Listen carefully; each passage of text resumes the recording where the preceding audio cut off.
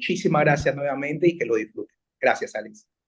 Muchas gracias, doctor Marcos, por sus palabras. Es importante resaltar el esfuerzo que desde la Universidad de Piura realizamos para organizar eventos como este y justamente, como menciona, visibilizar ese interés y el impacto del emprendimiento, no solo en Perú, sino también en varios países de Latinoamérica que hoy nos acompañan. Asimismo, hoy nos acompaña Paul Schick, que ya lo saludó el doctor Marcos, director del Martin Ross Center for MIT Entrepreneurship. Junto a Paul, también están con nosotros destacados directores de centros de innovación y emprendimiento de las universidades latinoamericanas, las más grandes de sus países, quienes a través de un panel nos mostrarán sus hitos logrados, sus programas de impacto y sus aprendizajes basados en tácticas con emprendedores en los últimos años. Es por eso que ahora tengo el placer de presentar primero a Daniela Ruiz, directora del Epic Lab del Instituto Tecnológico Autónomo desde la Ciudad de México. También nos acompaña hoy Carlos Varela, director de Emprendimiento y Relaciones Públicas de la Universidad de Desarrollo desde la región de Concepción, en Chile. Ana Carolina Martínez, directora del Centro del Desarrollo del Espíritu Empresarial en ICESI, desde Cali, en Colombia. Y nuestro moderador, Carlos Rodríguez, director del Centro de Innovación y Emprendimiento Jabudep de la Universidad de Piura, desde la ciudad de Piura, aquí en Perú. Ahora le voy a dar el paso a Carlos Rodríguez, quien tendrá a cargo el panel La importancia de la enseñanza en emprendimiento en América Latina. Bienvenido, Carlos. Muchas gracias, Alex. Solo para doble check, ¿se escucha correcto? Escuchamos muy bien. Listo, muchas gracias. Muy buenas tardes a todos. Me siento muy honrado, no solamente por la presencia de Paul Chick y tener la oportunidad de poder escuchar el lanzamiento de su nuevo libro Startup Tactics, sino porque nos acompañan líderes y, bueno, prácticamente vienen dinamizando los ecosistemas en sus países, como es el caso de Ana Carolina dentro de este centro de desarrollo entre la Universidad de ICESI, que está en Cali, en el caso de Daniela Ruiz, directora del Epic Lab de este centro de ITAN, también ya nos contará desde México lo que vienen prácticamente generando este impacto. Y por supuesto conocemos muy bien a Carlos Varela, quien desde el Hub le tenemos muchísimo aprecio por todo lo que viene generando, no solamente desde Chile, sino hacia el ecosistema de Latinoamérica.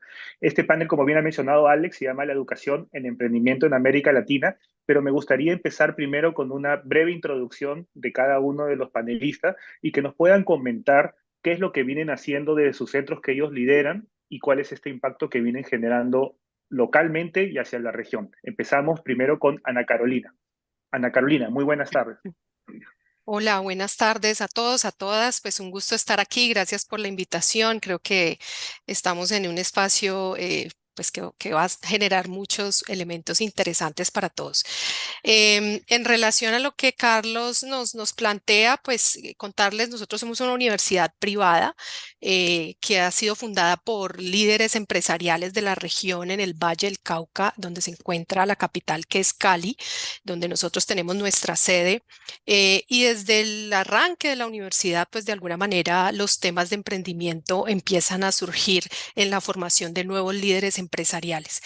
El Centro de Desarrollo de Espíritu Empresarial de la universidad ya cuenta con 39 años de haber sido creado y tenemos 5 grandes frentes en los que venimos actuando últimamente. Uno tiene que ver con los temas de mindset, de mentalidad y cultura, obviamente no solamente en nuestros estudiantes, sino también externamente, tanto en la región, en nuestro Valle del Cauca, digamos, nuestro departamento. En la ciudad y en el país y en algunos contextos también latinoamericanos. Allí en los últimos 5 años, un poco hablando de impacto, hemos alcanzado a través de cursos, talleres, webinars y demás alrededor de 16.000 personas.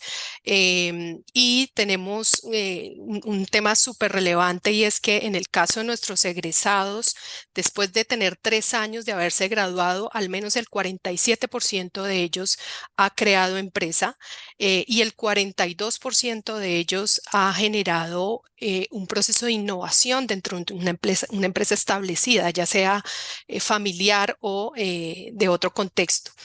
Tenemos otro frente en relación a temas de startup y aceleración, y ahí tenemos tres grandes programas que hemos venido desarrollando. Uno es el Women in STEM Entrepreneurship, donde hay varios países, donde Abu Dhabi también está con nosotros en este ejercicio. Y allí hemos tenido unos logros importantes, alrededor de 600, un poco más de 600 emprendedores hemos atendido en los últimos 5 años, donde alrededor del 40% pertenecen a nuestra comunidad, digamos, universitaria, estudiantes, egresados y colaboradores, y el resto están repartidos más en el contexto nacional. De esos, digamos, hemos logrado atender alrededor de 500 empresas con potencial de crecimiento, que es un poco nuestro enfoque, y hemos logrado acompañar a estas empresas superando 2.6 veces su crecimiento en ventas, la creación de alrededor de 800 empleos. Atracción de alrededor de 9.600 millones de inversión. O sea, hay unos indicadores interesantes en relación a lo que hemos logrado. Trabajamos un tercer frente que tiene que ver con las conexiones empresariales, cómo conectamos a estas empresas que han trabajado con nosotros con la comunidad universitaria, y ahí hemos logrado que 309 empresas trabajen en actividades curriculares y extracurriculares con nuestros estudiantes, llevando estos procesos más a la práctica de formación. Y tenemos más recientemente unos temas alrededor de intraemprendimiento y spin-off.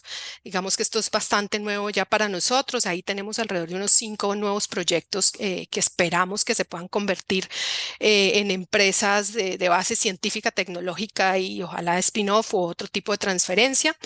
Y finalmente trabajamos también temas de investigación en emprendimiento, hacemos parte del GEM, del GES, del GEIAL, y buscamos estar activos en la dinámica emprendedora. Muchísimas gracias, Ana Carolina. Muy buenos los avances. Ahora le vamos a dar el turno a Carlos Varela, director del Centro de Emprendimiento de la Universidad del Desarrollo. Carlos, muy buenas tardes. Hola Carlos, Carlos y Carlos. Vamos a tener que llamarnos por nuestros apellidos, parece, o no, no sé. Oye, primero aclarar que no tengo hepatitis, sino que al parecer hay luces amarillas que me hacen ver muy raro, ¿no? Em, sí, pues muchas gracias por la invitación, Carlos. Yo vengo de la Universidad del Desarrollo, una universidad joven en Chile, una universidad privada fundada hace 33 años. Hay varios elementos similares a la historia que nos cuenta Ana Carolina y a los ámbitos de acción que tenemos como Universidad del Desarrollo. En particular, a mí me toca estar en la Vicerrectoría de Innovación de la universidad, una vicerrectoría que lleva ya 14 años y ha sido innovadora, como dice su nombre, en varios sentidos.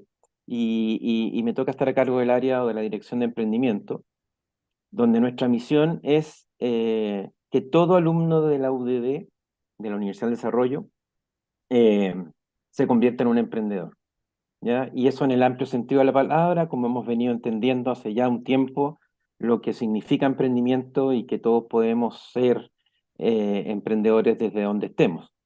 Y eso lo hacemos, bueno, desde la fundación de la universidad. La universidad fue fundada por emprendedores, por 6 personas que escribieron su modelo de negocio en una servilleta, literal. Y que hoy día somos esta universidad que ustedes pueden ver atrás mío, con algunos campus. Este es el campus de Santiago. Tenemos 18.000 alumnos de pregrado, 4 o 5.000 alumnos de posgrado y unos 35.000 egresados. Y sí, somos una universidad muy vinculada al ecosistema nacional y también global de emprendimiento e innovación. En particular, el rol que me toca a mí es desarrollar formación, inspiración y soporte para los alumnos que están emprendiendo, para sus proyectos. Lo hacemos a través de una oferta de varias decenas de cursos semestrales que le llegan a alumnos de cualquier disciplina a través de lo que llamamos los tracks extradisciplinares.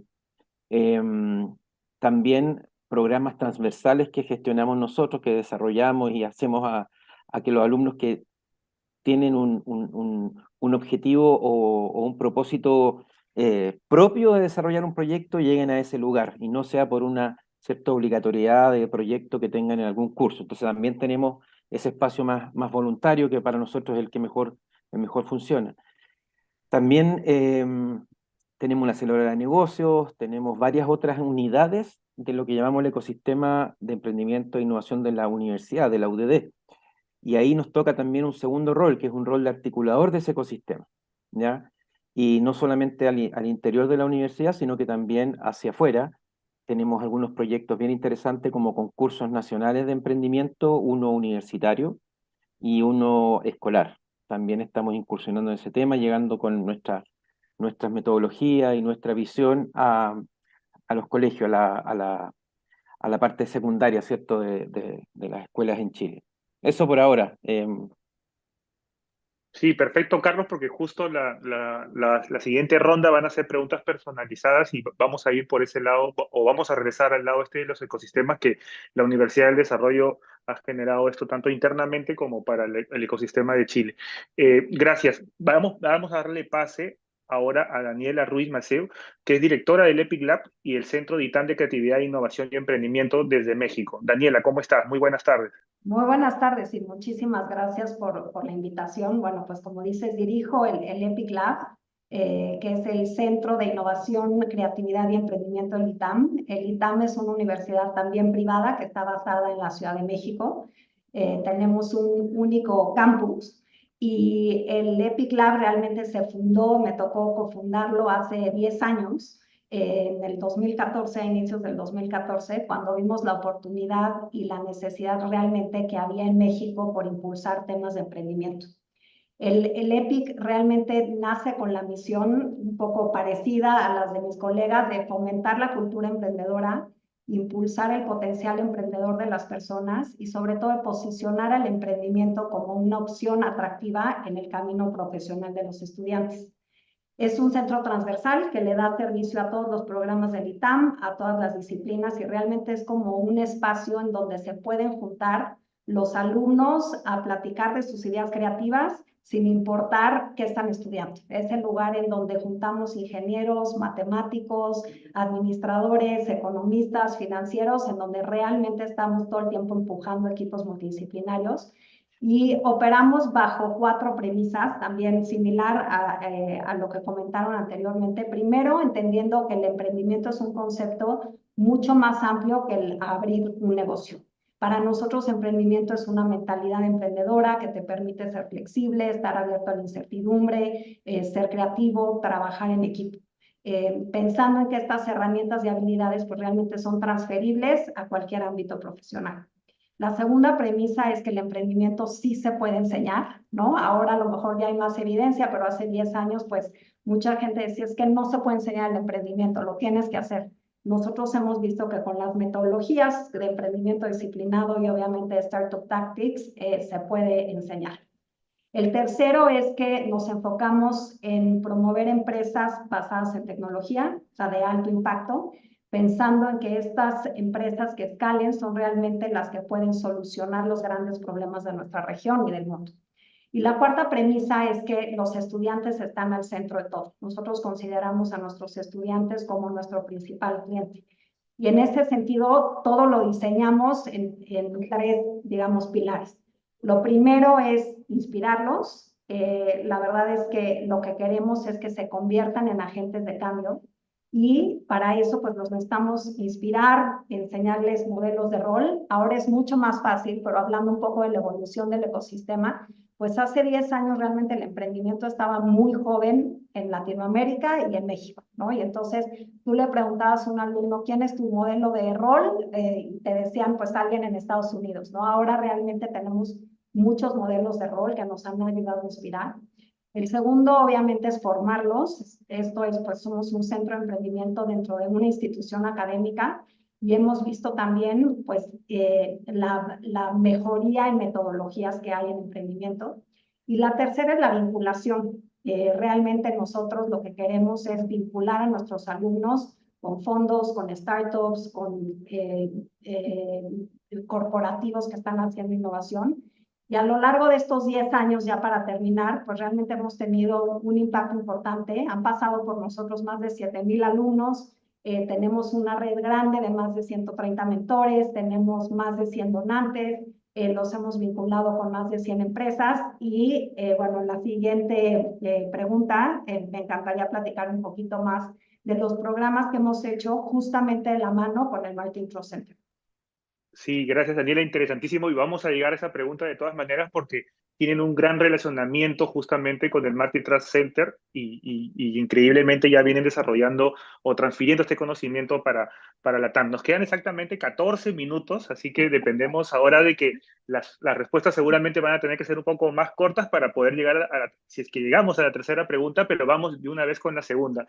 Vamos a empezar nuevamente con Ana Carolina. Ana Carolina, el tema de la descentralización, estando justamente ICESI en Cali, al igual que nosotros, ¿cómo ha sido esta estrategia o estas tácticas para poder lograr este impacto que vienes logrando? Bueno, pues digamos que nosotros fuimos quizás de las primeras universidades que empezaron a trabajar este tema tanto en Latinoamérica como en Colombia.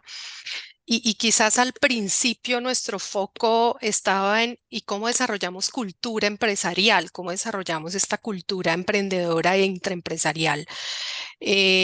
Y eso nos llevó a trabajar en muchos frentes, no solo para nosotros y para la ciudad, sino para el contexto de país.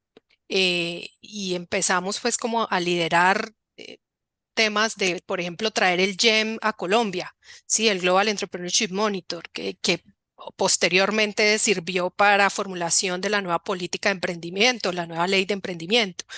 Empezar a trabajar con recursos que nos permitiera hacer formación de formadores para otras universidades y hemos hecho temas de educación empresarial en otras universidades. Y hemos ido cambiando nosotros nuestra visión también, entendiendo los vacíos que tiene el ecosistema. Antes no hablábamos de ecosistema, la palabra es muy nueva realmente, y hemos vivido como ese proceso. Y a partir de ello, estratégicamente también decir, bueno, como país, ¿qué se requiere? Y hemos tratado de impulsarlo desde ahí y ese, digamos, ha sido nuestro enfoque estratégico. Buenísimo, muchas gracias Ana Carolina. Carlos, nos quedamos en la parte justamente del ecosistema, ¿no? Todo lo que vienen generando mentores, inversionistas, emprendedores, y ustedes tienen eso muy bien elaborado. ¿Cómo analizamos este impacto que ha generado la UDD y cuál ha sido tu opinión respecto a este proceso que han vivido para generar ese gran grupo de stakeholders de emprendimiento e innovación? Bueno, hay mucho de, de, de lo propio del concepto de ecosistema, ¿cierto? Que proviene del mundo de la biología, ¿cierto? Y es todo orgánico. Yo creo que uno en esto no es tan distinto. Uno define una visión, ¿cierto? De lo que quiere lograr. Hay un constante aprendizaje, ¿cierto? Y iteración también. Eh, y de repente tú has construido algunas bases, algunas fundaciones para poder tener, digamos, una estructura basal y después empiezan a pasar cosas simplemente porque hay muchas personas que están buscando distintas cosas y empiezan a surgir unidades asociadas, programas, eh, y de repente entonces esto agarra una velocidad orgánica relevante. Nosotros a principio, en los primeros años de haber adoptado este concepto de ecosistema dentro de la actividad de la universidad, yo tenía ese rol, yo tenía un cargo que se llama director de desarrollo en emprendimiento e innovación. Eh, y el 2018 cambié de posición porque ya no era necesario un director de desarrollo de emprendimiento e innovación en la universidad, porque ya se habían fundado una serie de instancias, unidades, qué sé yo, programas, se había fundado nuestro Instituto de Innovación Interdisciplinaria, la propia aceleradora UD Ventures, la investigación también estaba muy bien en marcha con el GEM, como decía Ana Carolina, en Chile, y otras tantas investigaciones. El MBA nuestro ya había alcanzado el primer lugar en Latinoamérica en la disciplina de emprendimiento e innovación según América Economía, que ya dejó de hacer el ranking, pero entonces ya las cosas no requieren tanto una articulación push, ¿cierto?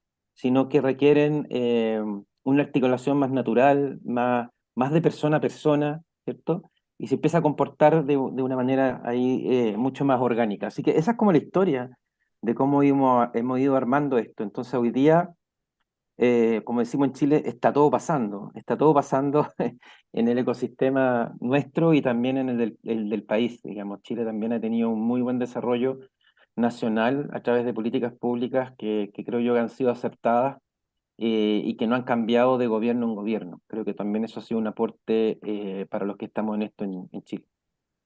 Gracias, Carlos, y realmente está pasando, ¿no? Hoy, para el público sepa, tenemos a los ecosistemas referentes en Latinoamérica, tanto México como Colombia y como Chile vienen liderando esto, así que es un placer tenerlos en este panel. Vamos a ir directamente a donde nos quedamos con Daniela, justo la parte de que están trabajando con el Martin Trust Center. ¿Nos podrías comentar o explayar un poquito más todo esto que vienen trabajando juntamente o en conjunto con ellos, perdón?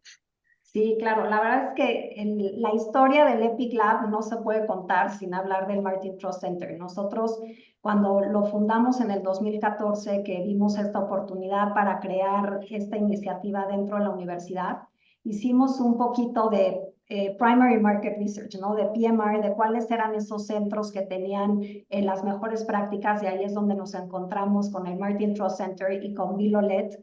La verdad es que un ejemplo en términos de compartir y de ser abierto para multiplicar, digamos, como todo el impacto de emprendimiento, nos abrió las puertas para trabajar con ellos.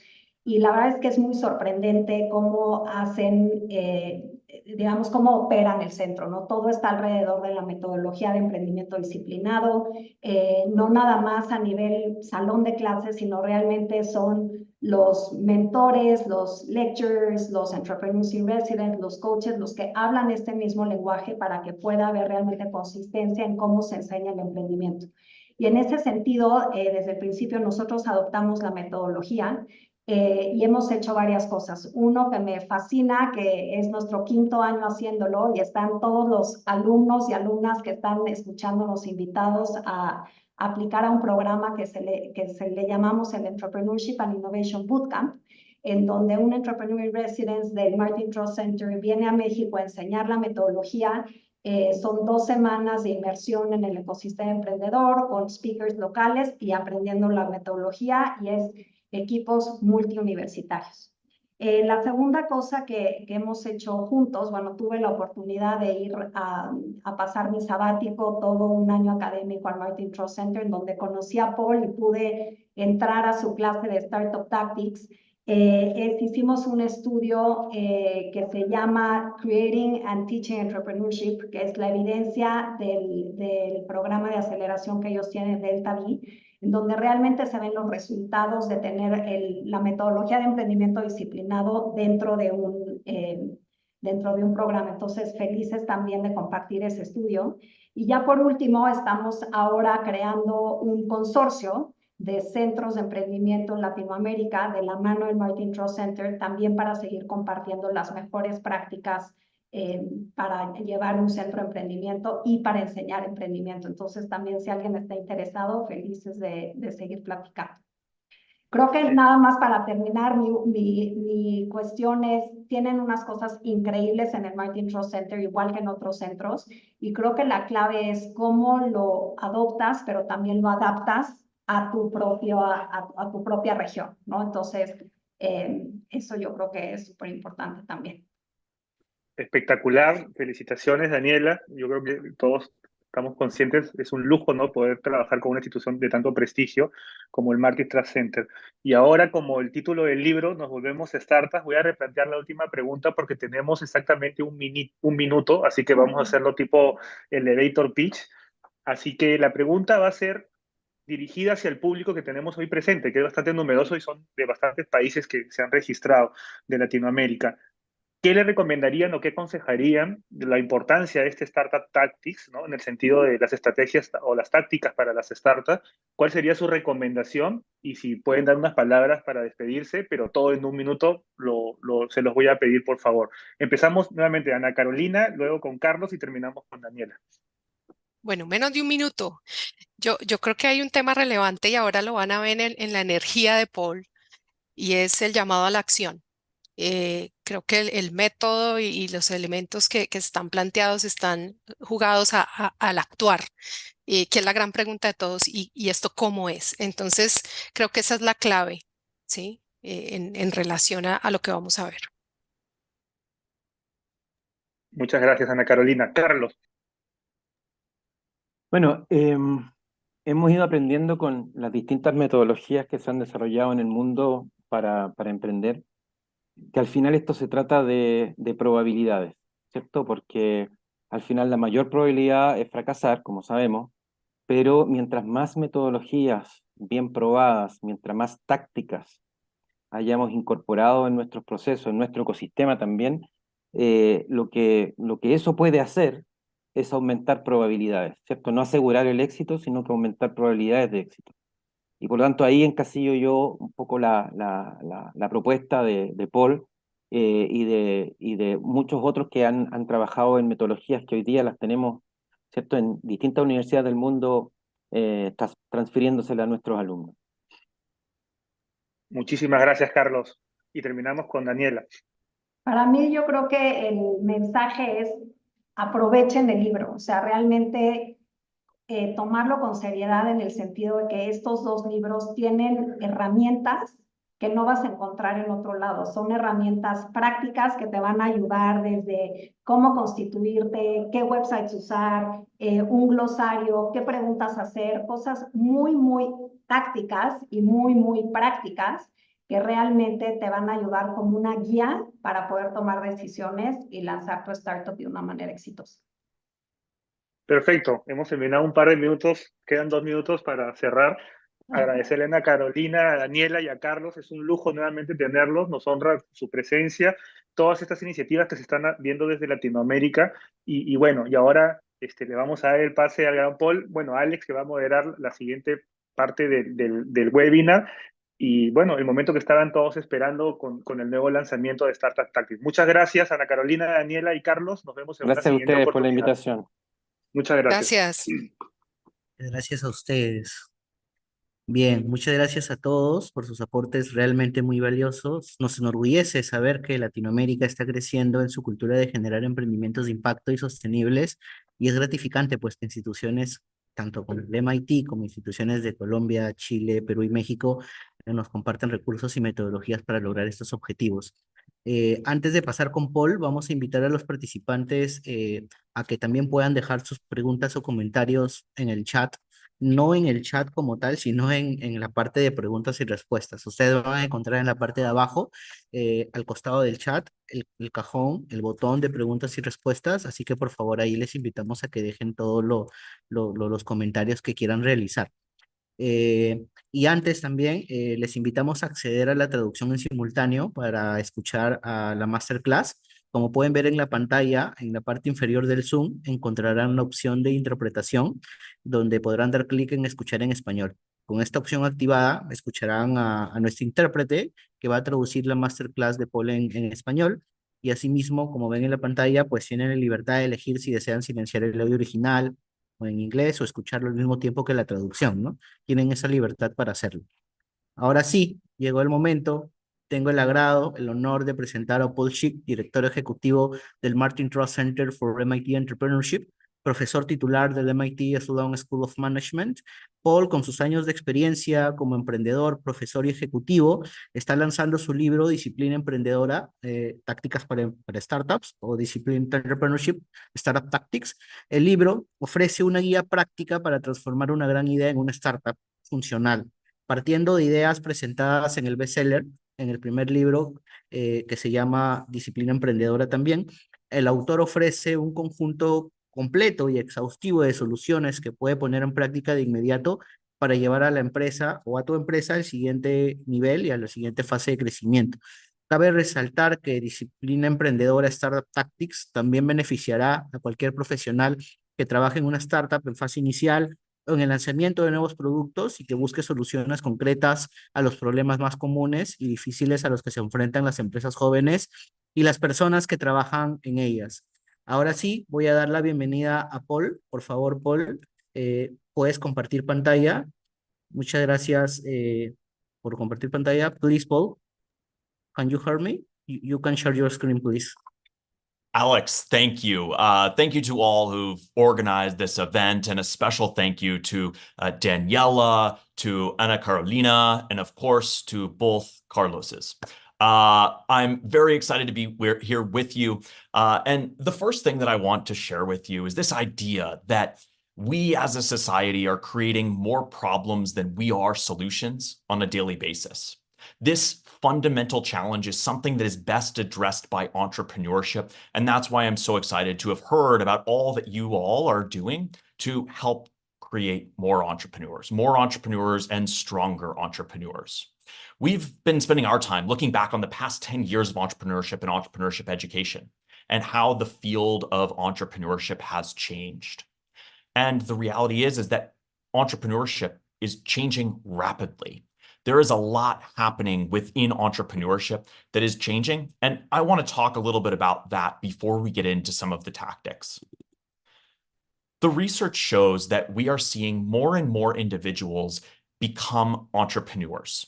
The rate of new entrepreneurs is increasing if we look back over the course of the past 10, 20, 30, 40, 50 years. And that's extremely exciting within the context of the idea that there are so many fundamental problems in society that we need to address. Entrepreneurs are the best individuals to go and to tackle these challenges. This will only continue. We are seeing more entrepreneurs. That's a good thing. We're not only going to see more entrepreneurs moving forward, we are going to see much stronger entrepreneurs. Again, a good thing for society. Why is that? Why is that? Well, it's because entrepreneurship is changing rapidly. And what I believe is that high quality, comprehensive business plans and business strategies, if you will, are becoming commodities. I don't mean necessarily a big 30-page Microsoft Word document. What I mean is a plan to go and solve a problem for people in society. Those plans, previously, looking back on it, those who are experienced entrepreneurs, educated or trained entrepreneurs have a leg up because their ability to create that business strategy and that business plan is better than others. And so what we're seeing is this become more universal access. And that's because of artificial intelligence. What we're seeing, these advances in artificial intelligence, when combined with proven, trusted methodologies and frameworks for entrepreneurship, we are seeing entrepreneurs accelerate their progress to building new ventures. What previously might have taken a year of research or 3 months of research or even 3 weeks can now be done in 3 days, 3 hours even. You can get a first draft leveraging artificial intelligence in no time at all. And this future of entrepreneurship is something that we're starting to see here at MIT. The business planning process accelerated in just moments. And I want to give you a sneak peek, a look at how this manifests for entrepreneurs. For entrepreneurs, and I'll speak so that you can understand exactly what's going on here. In our software, we can now type in one sentence. I want to create software to help doctors be more efficient. We can go in and access very quickly a market segmentation that analyzes different market segments for us to go into when we start a new business. That might be primary care physicians, hospital networks, specialty care clinics, and it will output things like the total addressable market size, the end user profile, the high-level product specification, the quantified value proposition, all these different elements that we need for the purposes of planning out a new business in just a matter of seconds. Now, again, doing all this research might take a significant amount of time if we were to look back to the past. But now we can do it in just a matter of moments.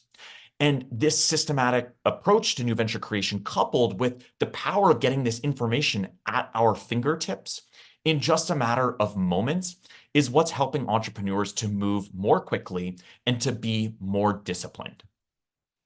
There's going to be a huge impact of these business plans and business strategies becoming commodities, right? What that means is more competition from new market entrants, right? From new startups emerging into any market segment. It means a faster rate of innovation within the marketplace.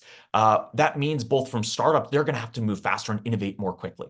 It also means that large organizations are going to have to innovate more quickly. And for large incumbent organizations, it means that they're going to need more rapid clock speed or rate of change within. These things will send ripples throughout the marketplace, disrupting industries. And this is important for existing organizations to be aware of because, the data shows that 52% of the companies in the Fortune 500 from 2003 no longer exist today. When we think about that statistic, there's a huge impact that we'll have as we think about the large incumbent organizations today and their ability to maintain market share in years to come. The threat level is high and it's only increasing with the introduction of these new artificial intelligence tools for entrepreneurs to advance their ventures. The last impact that I believe these business plans as commodities will have is a little bit of a reprioritization for entrepreneurs and how entrepreneurs invest their time. What do I mean when I say that? When I'm thinking about this great reprioritization, I'm thinking about three things that entrepreneurs will need to invest more time, energy, and attention into as they begin the planning process for a new business. The first is a more intense focus on primary market research. That is their ability as an entrepreneur to get to know their end users, their customers, as well as they know some of their best friends. This has always been important for entrepreneurs. But what I believe is that this will become even more important, even faster, earlier, I should say, in their venture development lifecycle. Because they can go and get these plans done in just a matter of moments, they need to focus on getting to know these customers right at the start. The second priority that I think entrepreneurs are going to need is a stronger need for leadership amongst founders in the very early days. They're going to have a business plan. They might not have a ton of traction right off the bat, but they're going to need to get people behind them, working with them, all working towards that one common vision that they share in common. And third, a stronger need for entrepreneurship skills earlier in the process. Entrepreneurs might have spent a significant amount of time working on building out these business plans, but with those largely generated in first drafts, the need comes to test the hypotheses that they have. And that requires the entrepreneurial skill sets. That's what becomes oh so important for these entrepreneurs as they move forward. And they become important because, as we'll talk about, these skills or tactics, if you will, are not things that are necessarily intuitive when you're starting a new business. There's a huge difference between going and applying a variety of different skills or functional skills within a large organization. But within a new startup on day zero, building things from scratch, these skills are a little bit different. And as entrepreneurship educators, we have a responsibility to empower our students and the next generation of innovation-driven entrepreneurs with a variety of functional skills that they're going to need to get traction and scale their businesses. I've worked with thousands and thousands of entrepreneurs, some of them students, some of them entrepreneurs who I've advised. I've worked with them for, maybe a day, maybe for one meeting, some of them for years and years and years. And the things that I always hear from entrepreneurs tend to fall into just a few buckets. Entrepreneurs that have amazing business plans and strategies to go and bring their business to market, they come to me and they ask for three things. They say, Paul, we need help. We need your help to build our product. We want to build our product. Or they might say, we need a technical co-founder. Or if they are technical, we need a business co-founder. And thirdly, they might say, Paul, we need to raise a $1 million seed round. We need to raise funding. These three things are the three most common things that I hear from entrepreneurs. My response to them is quite simply, well, why do you deserve $1 million? Why should an investor invest $1 million in your business? If you need to recruit people onto your team, well, then share with me a little bit more. Why should a candidate join your team? If a candidate, an individual, has many, many opportunities to go join startups in front of them. Why should yours stand out? The question comes back to, well, what traction do you have? How have you de-risked this business for yourself? You have a wonderful plan and a wonderful strategy, but what have you done to validate, to actually put this plan into the real world? You have a goal of having an impact in the world.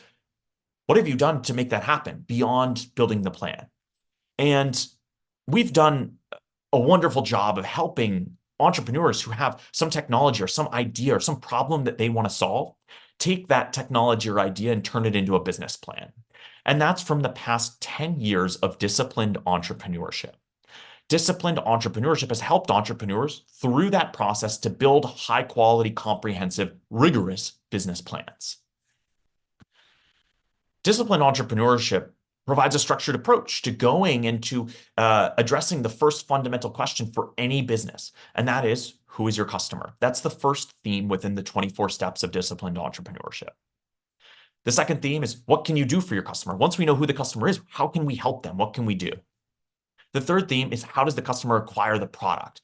What is that process through which we can actually sell to them? Fourth is, how do you make money off of your product? Once we know who the customer is, what we can do for them, how we can sell to them, how do you actually make money from this? What's the revenue model? And then fifth is, how do you design and build the product? The engineer in me wants to go and design and build the product right off the bat, but that's not the first step in this process. And then lastly, the sixth theme in disciplined entrepreneurship is, how do you scale the business? Once we've nailed the beachhead market, how do we scale from there? And this 24-step sequential but nonlinear process helps entrepreneurs to take their ideas and turn them into really high quality plans to go out to the market. Does it work? Yes, absolutely. And Daniela is the one who should be sharing all of this with you. Daniela mentioned that she shared a year with us here at the Martin Trust Center for MIT Entrepreneurship. She studied the past 10 years of the Delta V program that we run here. It's a startup accelerator. Her research looked longitudinally at the individuals who come through that program. And it was recently published. Huge congratulations and many thanks to Daniela. What her research showed was that 69% of the companies are still active or have been acquired.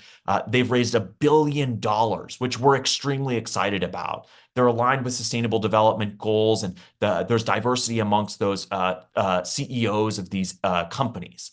But when we look at it, our belief is that we need to create more entrepreneurs, not just more startups.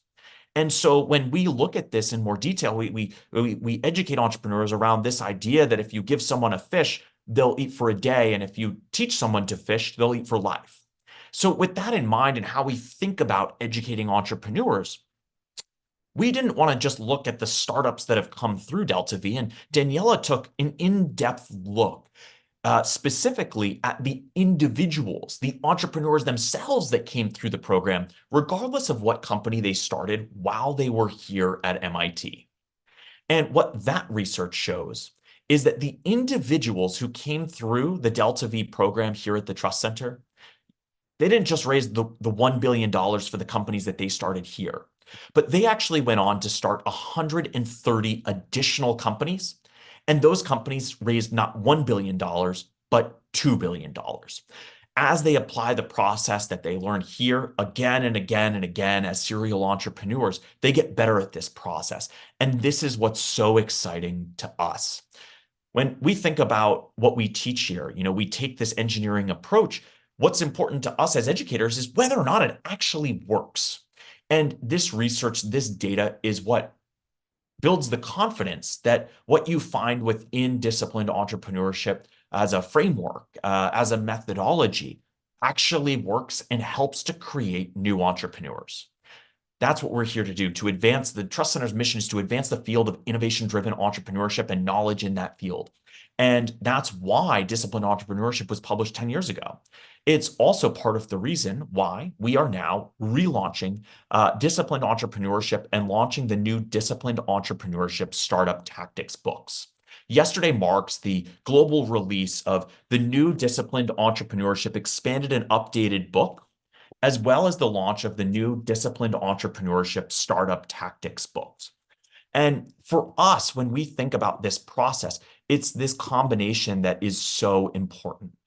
For us, as we move through the entrepreneurship education process, and I share with you some of the things that I hear from entrepreneurs as they're thinking about going to have an impact in the world around us. How do we take those business plans and help them turn them into businesses? I worked with a lot of students to help them through that process one-on-one. Ad hoc meetings, office hours, and any advisory session that I had with an entrepreneur. And we started to build workshops around these different functional skills that they were asking questions about. Those workshops became extremely popular. So we started to offer them over and over again. We started to integrate this into the large format course that we teach here at MIT called New Enterprises that looks at the new venture creation process. We started to integrate some of the things that can help entrepreneurs put their plans out into the world and to test their hypotheses with real people. When we went through this process, what we found was that there was a larger body of knowledge around this that needed to be curated and brought together. And that's why we launched a new course here at MIT called Venture Creation Tactics, helping students take their business plans, test real hypotheses out in the real world, and go get real customers, build real product, all these sorts of things. And that is where Startup Tactics originated. Startup Tactics looks at the different functional skills that entrepreneurs need to help them turn their business plans into businesses and to have an impact in the world around us. We always define our terms as entrepreneurs, and tactic is a word that at the end of the first semester teaching the class, my teaching assistant came up to me and said, I think we need to define what a tactic is. We say tactics, but what does that really mean? Well, a tactic is an action carefully planned to achieve a specific end. But I want to clarify here. We are very specifically looking at the actions that entrepreneurs need to take. It's all about taking action, real world, practical. Let's go put this thing out into the world. So Startup Tactics is, in essence, execution of those first principles, the fundamentals of entrepreneurship that are covered in the 24 steps, that are covered in disciplined entrepreneurship. It's an extension, but not just a follow-on. It is an integrated extension. I was just talking to one of our partner schools about how they're integrating the two, and we're talking to a lot of folks around the world about how they're deploying tactics with their students. Tactics look at how do we take those next steps. And the reason why we look at this is because entrepreneurs have two extremely precious resources. Those two resources are time and money. Building something from the ground up requires a lot of time and money, but they're extremely limited for new entrepreneurs. And so how do we help them make as much progress as is possible? That's what we do. We focus on making as much progress as possible, being as efficient with the resources that we have as entrepreneurs, making the most progress with the least amount of time and money, these two most precious resources. Why do we have to look at it this way? Well, we have to go back 2,500 years to figure that out. If we look back 2,500 years ago, there's a book that was written. That book was written by a Chinese military strategist, Sun Tzu. And that book is The Art of War. In The Art of War, Sun Tzu says, strategy without tactics is the slowest route to victory. And tactics without strategy is the noise before defeat. And that is exactly why we have developed this full stack entrepreneurship experience that combines the 24 steps of disciplined entrepreneurship and the 15 tactics from Startup Tactics to provide entrepreneurs everything that they need to combine strategy and tactics for success. So that's exactly what we walk through. It starts with foundations, moves to market testing, product development, and resource acquisition. We start with the foundations, looking at setting good goals and setting up systems for a new business. Entrepreneurs, there's this perception, this misconception that they don't have any structure in their work. And that is something that I don't believe to be true. The thing that I believe is that entrepreneurs need structure. We all as human beings need structure. In a large environment, a large corporate environment, structure is provided. Maybe 9 a.m. to 5 p.m. you work, there are goals set for you, but entrepreneurs need to set their own goals to be successful. One of the things that we do is we help entrepreneurs take their goals and make sure they map towards their end vision. And I will oftentimes put entrepreneurs who are on the same co-founding team, I'll sit them down next to each other and I'll say, why don't you both write down your vision for the future state of the world with your company? And I'll say you can't talk to each other, but write them down quietly. And then once they've written them down, we'll say, all right, put your pen down, and I'll ask them to share what each of them has written. And it doesn't always align. And so that's where we start the vision, and how do we break down to shorter term goals that will help us work towards that shared vision so that we're not with separate visions going in different directions. And so we start there. And then once we have good goals set, we move on to market testing.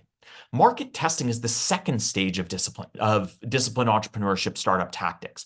And market testing begins with primary market research, getting to know our customers as well as we know our best friends.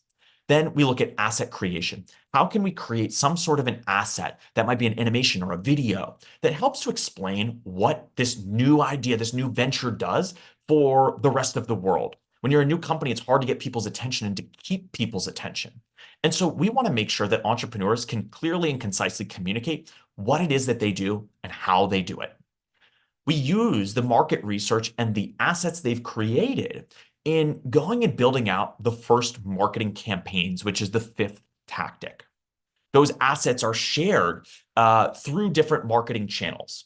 We look at this mousetrap model. The mousetrap model says we're going to go and we're going to create, let's call it a landing page online. How do we create that landing page? How do we funnel people to that landing page? That landing page has a quantified value proposition directly integrated into the 24 steps. That quantified value proposition, if we put it in front of people, let's see, will they give us their email address? Will they give us, will they sign up for a webinar? Will they pre-order? Will they join a newsletter?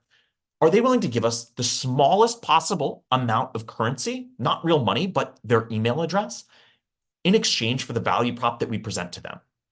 And we take a really systematic approach to that. We might test different value props, and that's exactly what the marketing tactic looks at. How do we validate that the value prop actually resonates with our end users? And once we've done some marketing, generally the top of the funnel, we look at sales, the sixth tactic. Sales says, how do we target our exact end user economic buyer? How do we target the people that we want to sell to? How do we build a lead list? How do we craft compelling outbound outreach to them? And how can we measure whether or not they respond? With marketing and sales, the fifth and sixth tactics, the key that we're looking at is, can we target our narrow beachhead market when we're starting this new business? We don't want to, market something to everybody. And this is the difference between marketing in a large organization where you might buy a billboard and you might run a variety of different campaigns all at once. Instead, here we're looking at how do we specifically target our exact precise end user to see, will they respond when we put those assets in front of them? And that is this mousetrap model. Our goal with market testing is to validate, does the market respond to what we think they will, our value prop? Through the second stage of startup tactics, these market testing tactics, we seek to build a line of customers waiting down the street to use our product. The only thing here is that our product hasn't even been built yet. I'll come back to entrepreneurial math and the role that it plays here. But once we have this line of customers waiting down the street to use the product that we haven't even built yet, we can move forward with conviction to build the product that we believe we should. That starts with designing a product roadmap. It gets into some of the early product design and user testing. We look at design as a way to communicate what this product will look like at the end of the day, but with the minimal investment of those two most precious resources, time and money. So we design the product and then we proceed with user testing, putting it in front of users to see, do they use it the way that we imagine they will? Do they appreciate the feature set? Do we need to change it ever so slightly? And we look at the systematic approach we can take to user testing before we ever begin building the product. And that is where the 10th tactic comes in, which is engineering. But it's not let's sit down and write a ton of code. It's how can we, or if we're building a physical product, go to full manufacturing. It's how can we build the minimum viable business product that we defined through the 24 steps. In the 24 steps, you define the MVP, the minimum viable business product. In this 10th tactic, we're actually going and building that minimum viable business product, not by outsourcing or by hiring a technical person or anything like that, but instead by figuring out how do we build the smallest version of this product ourselves as the founders. And even if we are a technical founder, how can we, instead of writing a bunch of code that it will take us a lot of time and money to change when we figure out that there's something different that needs to happen, but how instead can we make sure that we are doing the smallest amount of work possible, making it as easy as possible to adapt the feature set, to make changes to these features when we find out that our market segment has changed slightly, or part of our business plan didn't work, we've got to revise it in the 24 steps, or one of these tactics tells us that something about the product needs to change. So as we come through these different stages of startup tactics, beginning with the foundations, going to market testing, and through product development, we've now developed a list of customers who want what we believe they do, and we've built a product to meet their needs. At that point, we move forward with the next stage, which is resource acquisition. Our goal here is to get more of the two most precious resources that we have, time and money. So we start with legal. What are the legal considerations in Tactic 11? Things like equity, incorporation. How do we incorporate our company? How do we approach that? How should we think about it as a founding team? Once we're incorporated, we should really have a sense of what our financial model looks like. How do we build our pro forma? How do we take a structured approach to building out the financial model for the next 5 years? And once we have that financial model all set up, we're ready to go and to develop a pitch deck that we can take on for fundraising. But when we look at the pitch deck, we don't look at just creating a series of slides. We look at how do we craft a compelling story that tells everything we've achieved to date and comes back to that vision from our first tactic, goal setting. With that story and with the slides that come afterwards, we're ready to move forward to acquire those two most precious resources that we have. With fundraising, we acquire more money, and with hiring, we acquire more time. So with fundraising, we look at not just where can you get money? We start there, but we look at how do you run a structured fundraising process to help entrepreneurs learn exactly how they can run this process, how to source potential investors, how to seek out those introductions, how to craft compelling outbound outreach messages to them or to the people who could introduce them. And once we've raised funding, we've got that money in the bank, we have the money for our financial model to be able to go and spend. And that might be on people, especially in the early days. We know that the team is the most important part of any new entrepreneurial venture. And that's where this last tactic, number 15, hiring, comes into play. We help entrepreneurs learn how to go and recruit their early team, how to write the job post, how to figure out who should we even hire based on the initial goals from tactic 1. Once we know who to hire, we look at proactive and reactive approaches to going into finding the right people to bring on our team, and we look at how to onboard them and how to compensate them fairly. When we go through these 15 tactics, we're helping entrepreneurs learn not just how to do marketing or how to do sales, how to do product development, how to fundraise, but how to do it within the context of an extremely early stage startup. It's different doing marketing here than it is in a large company. And that's what these tactics help entrepreneurs learn. I believe that there is a need for founder-led everything. Founders have an extremely difficult job. Why? Because they have to wear a lot of hats. Founders, entrepreneurs, they might be founders of a startup, they might be entrepreneurs within a larger organization. You know, when I think about founders, they always talk about founder-led sales. Founder-led sales, this idea that the founder is always selling, and they always will be. Founders are leading the charge on selling to their customers. It's not just selling to customers, it's really selling to everyone, partners, investors, etc. But I believe there's a need for founder-led everything. Why? Because in the early stages of any new venture, startup or internal incubated venture within a large organization or otherwise, entrepreneurs might not have specialists in every functional area. They need the ability, even if they're a trained engineer, to do a little bit of marketing, to do a little bit of sales, to do some product design. And if they might be a trained salesperson, they need to know how to do just a little bit of product design. They need to know how to build that financial model. They need to know how to go out and hire people. And that is exactly what Startup Tactics aims to help entrepreneurs with.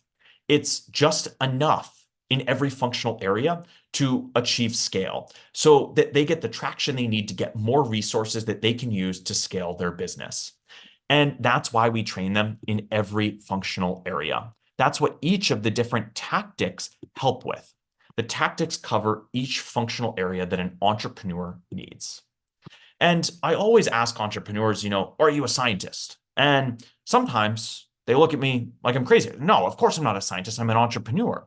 But every once in a while, I'll have a scientist who's looking at building a new business. And, we get that more and more frequently, which is amazing. I said, do you have a lab coat? I said, yes, I have a lab coat. And I said, oh, well, you should have brought it today. Why? Because every entrepreneur and every entrepreneur here today should get themselves a lab coat. Why?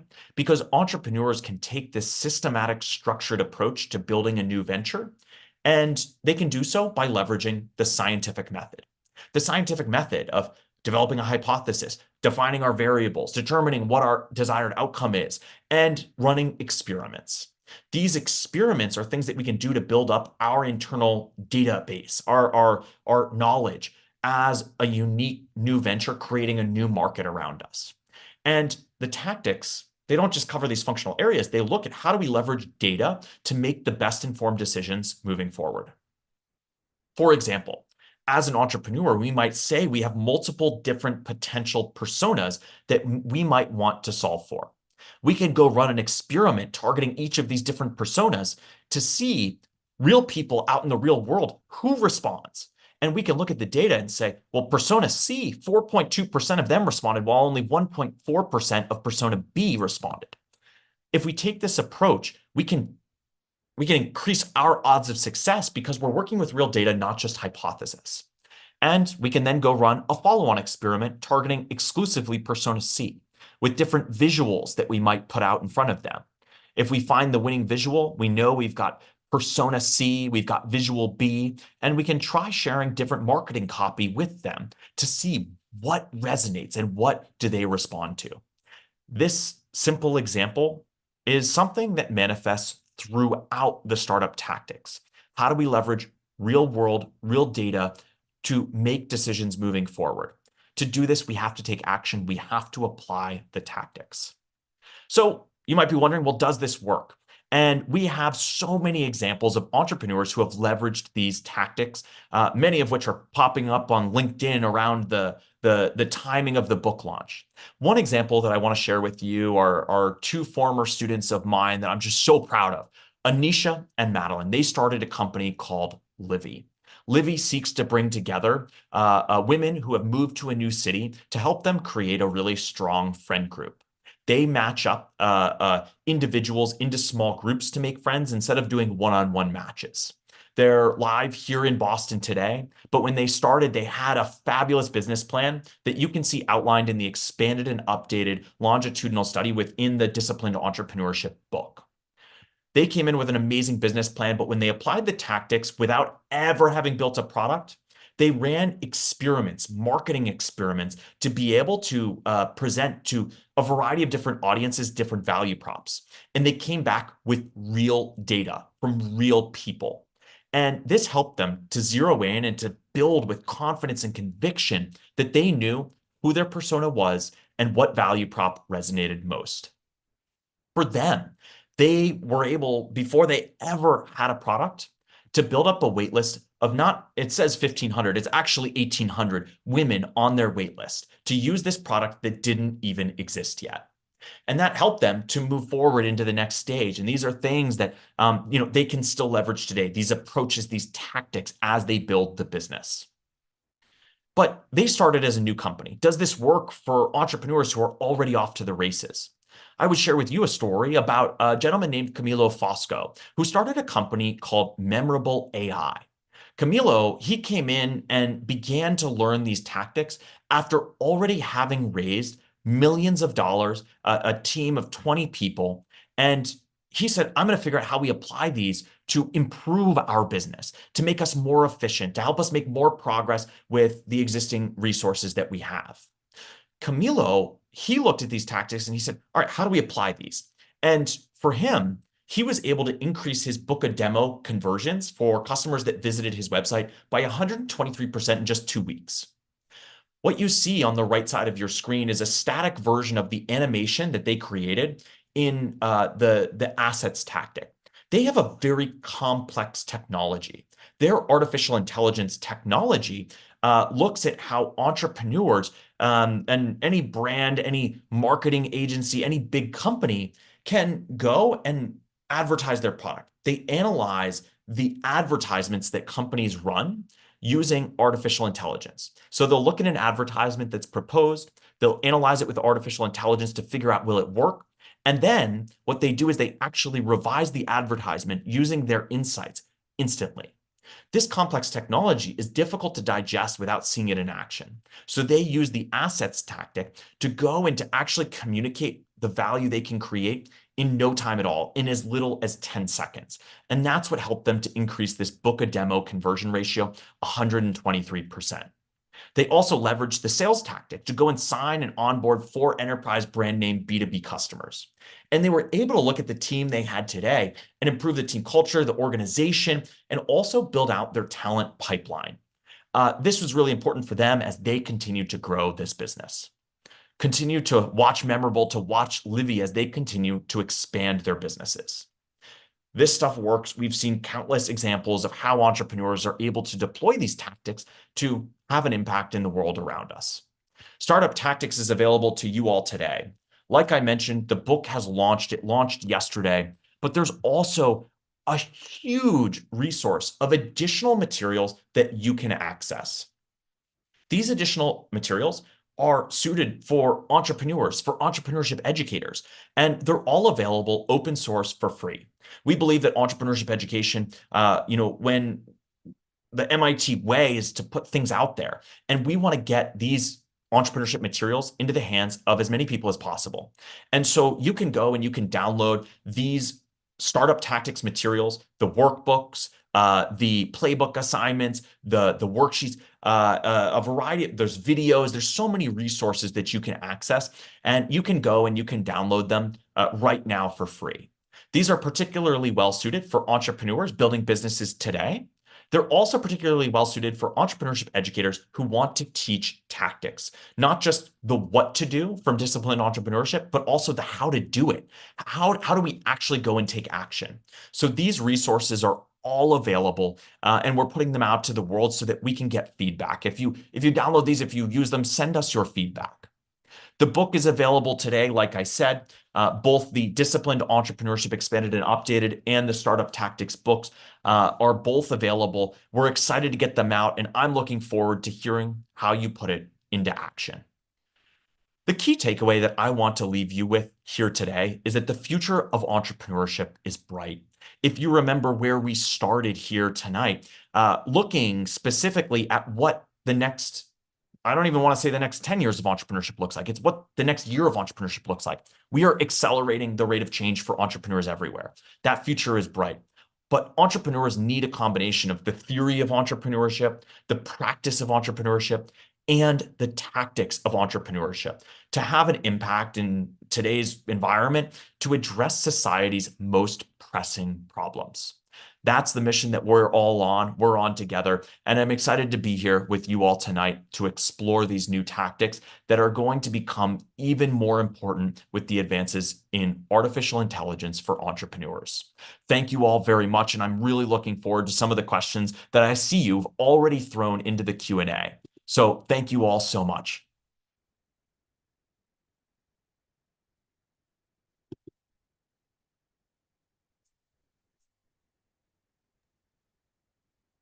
Muchas gracias.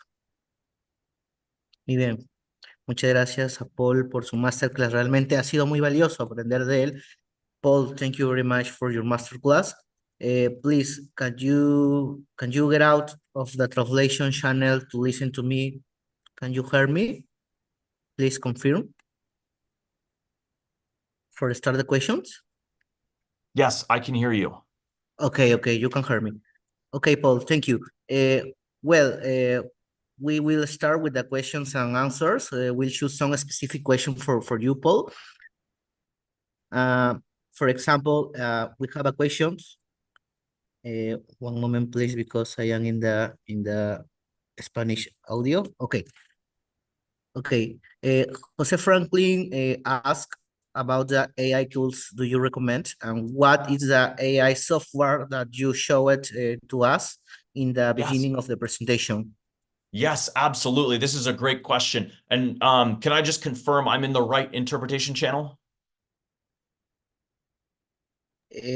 All the people can hear you in the interpretation channel. You don't have problem for this. Maybe you can speak in English. It's no Yeah. problem.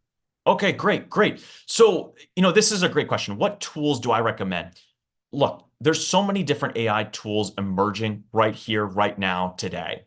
I would recommend trying them all. What you're going to find from ChatGPT versus Claude is going to be very different in a variety of ways. The thing that I would encourage you to do as entrepreneurs is to make sure that you're not just asking random one-off questions, but in fact incorporating it into your entire process. When we think about the entrepreneurial process and we talk about the structure and rigor that we can build into our process, the discipline, if you will, it's important to not just say I have this question or I have that question. It's to bake it into your entire business planning and execution strategy. The tool that I shared was one that we've been developing here. We have a software team here at the Trust Center where we are really investing in the development of artificial intelligence tools for entrepreneurs. Our platform is called Orbit. It's orbit.mit.edu, and that platform has incorporated the tested methodologies from disciplined entrepreneurship and startup tactics with artificial intelligence tools. And this is what I think is so important. It's the integration of the two. The tool that I shared with you, that's coming. We've begun a lot of our testing here at MIT and with some of our partner schools around the world. We're preparing to begin to share it a little bit more broadly. If anybody's interested in early access, please feel free to send us a note. We're very excited to get that out to the world and to help move entrepreneurs everywhere forward, moving faster. In a similar question in the book, we can find some prompts as examples to start a business, for example. Yes, absolutely. I'll talk about prompts in two different ways. Well, first of all, a prompt to start a business, it's like we need ideas. This is a great application of artificial intelligence. You can go in and we've built into the Orbit platform. You can go in and say, my name is Paul. I am an entrepreneur. I am an entrepreneurship educator. I love financial technology. Give me ideas, and it will spit out a list of ideas. So if you need a prompt to start a business, that's a great place to start. Within the Startup Tactics book, every single chapter, every single tactic presents a series of prompts. These prompts are designed to give entrepreneurs immediately actionable things that they can do to move forward within that specific tactic. Every chapter, every tactic that I mentioned has a few things. It has these prompts that I've mentioned. It has tools of the trade, so digital tools that entrepreneurs can leverage to move forward faster, tools that we've tested, recommend, but always providing multiple options for entrepreneurs, and also an overview of the workbook. I shared with you the fact that there's all these workbooks available online, one for each of the tactics, and for each of those, the book outlines those workbooks. So that's what you can find in there. But yes, prompts are so important, right? Sometimes it's really hard to get started on any of these tactics, any of these actions, even building a business generally. Prompts are so important for entrepreneurs. Okay, thank you very much, Paul, for your answer. Pamela asked about how can I take advantage of downtime in entrepreneurship? Thank you in advance for your answer, please. Take advantage of downtime in entrepreneurship. Right, yes. Wow, I love that question. One, I would say, well, first of all, we need to address why is there downtime? What does that mean exactly? If we have downtime, what is that an indicator of? Is it because the business is not progressing as quickly as we need to test what's working and what's not working? I would start there if maybe we have downtime because things are not progressing as expected. Now, downtime, on the other hand, might be something like a holiday, or it might be something like a vacation, which I think are really important. And it's something I was just talking with some other folks about before this call. Downtime, time away from work is super important. Entrepreneurs have to go through the highs and the lows of the entrepreneurial journey. The challenge with entrepreneurship is that those highs are very high. The wins are huge. The lows are very low. Those lows can be detrimental in some scenarios, right, to mental health and those and that sort of thing. And so that's where I would say when there is downtime, try to take advantage of it. Assuming you don't need to go back to basics and reanalyze the business and the strategy, the more we can do to take advantage of that time for ourselves as human beings is really important. I always think about the fact that everybody here, we are all human beings who live here on planet Earth, this big rock that we all coexist on. And we only have so much time on planet Earth, and so we should try to make the most of it. When you have that downtime, we do have to try and take advantage of it to do right by ourselves. I think of that as being very important. Spending time with family, friends, all of that. Okay, thank you, Paul. We have a lot of questions and we won't Good. I be able love that. to... More questions, more questions. Okay. To respect the time, please. Well, we continue. Gianmarco asked about what is the most important tactic that founders need to be aware of at any time. By the way, Paul is probably one of the best engaging speakers if ever seen. Oh, well, it's only when it's something I care about. That's what I always tell people. I just love entrepreneurship. And so that's why you see me get excited about it. It's just so important. What's the most important tactic that founders always need to be aware of at any time? We talk about the fact that time is one of the most precious resources entrepreneurs have. We can spend the limited time we have doing any number of things. So I would say it's the first tactic. It's goals, right? And not goals just simply for the exercise of setting goals, but because on any given day, an entrepreneur has a to-do list. There are things that they have to get done in that day. But oftentimes what I find is entrepreneurs spend time on things that don't necessarily contribute towards the next milestone they need to hit, towards the next goal they need to hit. So the way you phrase this question leads me to answer it. It's that goals are so important because the discipline of looking at a to-do list and saying, I've got 9 things on this to-do list, I'm going to cross 4 of them out and not do them because they don't contribute to the goal that I'm working towards, keeps us aligned on what we need to do and how we need to leverage the limited time that we have. So I just think of these goals as so important. The efficient use of time. Entrepreneurs, we talk about downtime in the last question. It's like, we only have so many hours in a day. We have to prioritize ourselves as well. You could, as an entrepreneur, fill up all 24 hours easily, but we can't do that. We need to prioritize ourselves as well. And so just making sure that every single thing we spend our time doing contributes towards the next goal is extremely important. Goals. We all think we're good at setting goals until the rubber meets the road, and we look at the goals that we've set and we analyze them and get feedback on them. And, we oftentimes need to refine them. We need to improve them. Thank you, Paul. The feedback is one of the most important points of the case. Ana Paola says about beyond the product, how to iterate and test the business model. What was it? How can you test and iterate the business model? Yes, how can you iterate and test the business model? Correct. Yeah, great. Well, the short answer is that all the tactics are designed to do just that. Testing a hypothesis and trying to determine whether or not the business model that we have hypothesized actually works.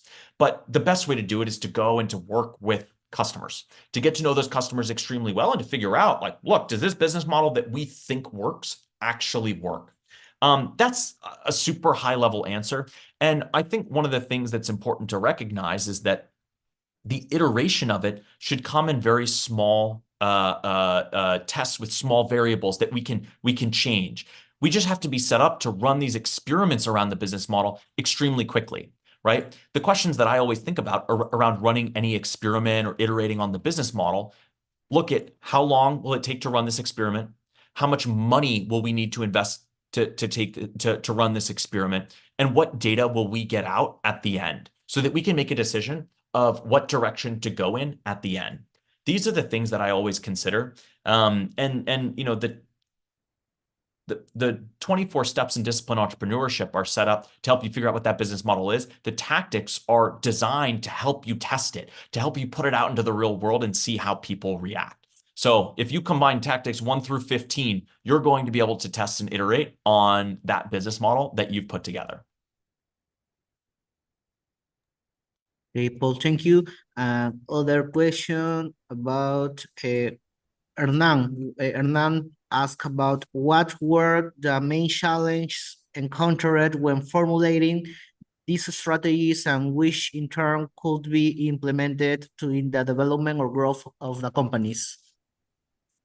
Say that again. What are the challenges involved with the strategies that can be introduced into the companies? Right. Yes, this is the question. Yeah. I think the biggest challenge is that sometimes things don't work. You know, we're kind of building off the last question too. Like we go and we run an experiment, we run a test of whether or not our strategy works, and we seek to get data back, right? But sometimes, you know, if we go run an experiment and we get no response from customers, like nobody wants it, we're kind of back at square zero. We have to start all over. And I think that's one of the biggest challenges that entrepreneurs face is they might try 10 things and get discouraged because nothing works. And that is often the case. I was actually talking to an entrepreneur who was kind of going through that right now. I was talking to him last night as I was walking out, and I was thinking, oh my gosh, this is one of the biggest challenges that entrepreneurs have when nothing else works. And that's when we need to take a fresh perspective. We've got to go and seek out the advice of others to help us through that process. You know, and that's where, you know, we talk about the 4 H's of entrepreneurship education. One of them is home, the community, the people that we have to rely on when nothing is working, the people who we can go to and have a straightforward conversation about it to help us get the guidance on what to do next. You know, and this happens at the earliest stages of a business, but as that business scales, as it grows, and there are specialists working in every functional area, this team has expanded. You've got a team of 10 people all doing marketing, let's say. You know, they need to have that same approach because not every experiment that they run as the business evolves will work out. And that if you think about strategy for a company overall, having that culture that allows for failure, for people to run experiments, and for having that response to be zero or nothing, or nobody wants what they think they do, that doesn't exist in a lot of companies, or it ceases to exist as companies grow. And making sure that that culture remains is so important. It's one of the hardest things to do. People, the last question, a question that I love. Can you tell us again where to get your book? Many people asked. We will leave the Amazon link here in any way. Yes, absolutely. Amazon is the spot to go. If you search startup tactics, you're going to find it. It's going to be the first thing that comes up. And we're just hoping to get this book in the hands of as many entrepreneurs as possible to help them increase the odds of success. That's our goal. And with that being the last question, Alex, you know, I would just say thank you, and let's go help more entrepreneurs create more companies that solve the world's most pressing challenges. Thank you for you, Paul, for your presentation.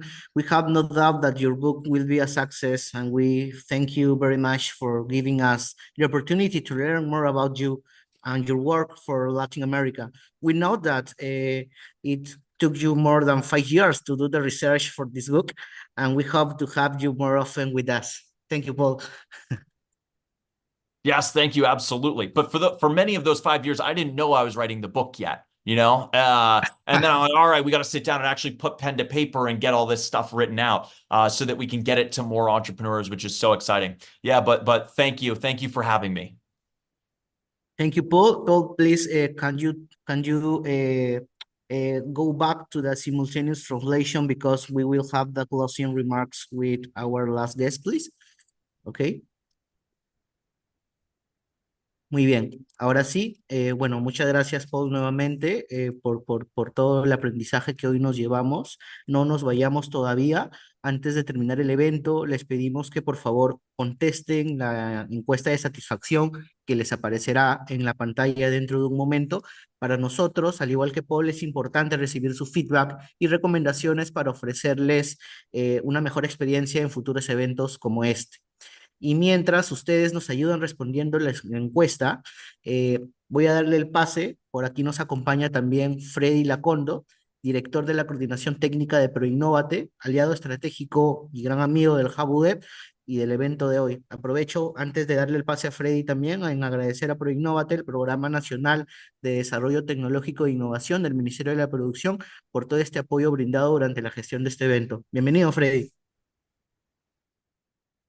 ¿Cómo están todos? Buenas noches, todos y todas. Desde el programa ProInnova del Ministerio de la Producción les hago llegar el más cordial saludo y bueno, les agradecemos por habernos convocado a participar en esta actividad de presentación del libro Startup Tactics, Estrategias para un negocio exitoso, de Paul Chick, director ejecutivo del Martin Trout Center for MIT Entrepreneurship. Nuestras sinceras felicitaciones a Mr. Porchik por este lanzamiento. Estamos seguros que este libro será un gran aporte al ecosistema de emprendimiento mundial y servirá para que muchos emprendedores implementen tácticas eficientes que puedan impactar en el corto plazo en el crecimiento y éxito de sus negocios. Como ustedes saben, siempre hemos tenido una relación muy estrecha con la Universidad de Piura a través del Centro de Innovación y Emprendimiento, HubUDEP, que forman parte de la red de entidades aliadas y cofinanciadas por ProInnovate. De igual manera, gracias al trabajo que venimos articulando con el HubUDEP y con muchas incubadoras de las diversas regiones del país, desde el 2014, ProInnovate ha beneficiado a través del concurso de Capital Semilla Startup Perú más de 700 proyectos en 10 generaciones, con una inversión de más de 60 millones, principalmente en los rubros de tecnología, comunicaciones, logística, transporte, biotecnología, energía, tecnologías limpias, entre otros. En ese sentido, nos complace ser parte de esta presentación organizada por el HubUDEP y que es de gran relevancia para el ámbito del emprendimiento innovador a nivel nacional y mundial, pues pone en relieve la importancia del sector económico en el tejido empresarial de una economía globalizada. Este texto es sin duda un aporte para todos aquellos interesados y convencidos en poner en práctica sus soluciones empresariales y lograr que su empresa transite a la siguiente fase de crecimiento con impacto y aún con recursos limitados. Esta obra nos brinda además información sobre las tácticas empresariales básicas y prácticas que harán que las empresas continúen escalando en un mercado exigente, pero a la vez con muchas oportunidades. No quisiera dejar de mencionar que desde ProInnovate estamos convencidos que una estrategia para lograr una economía competitiva y productiva debe ser impulsada por la innovación como su principal motor. Para alcanzar este cometido, es imprescindible que los principales actores puedan articular entre sí, trabajar de la mano para alcanzar un ecosistema fortalecido que permita el despliegue comercial e internacionalización de los emprendimientos innovadores y dinámicos, que más adelante serán empresas de gran impacto. Muchísimas gracias. Muchas gracias, Freddy, por tus palabras. Justamente es lo que buscamos. Motivamos a que muchos más talentos latinoamericanos se animen a emprender, además de seguir generando más oportunidades de crecimiento en innovación, emprendimiento y startups para Perú y América Latina. Muchas gracias, Freddy.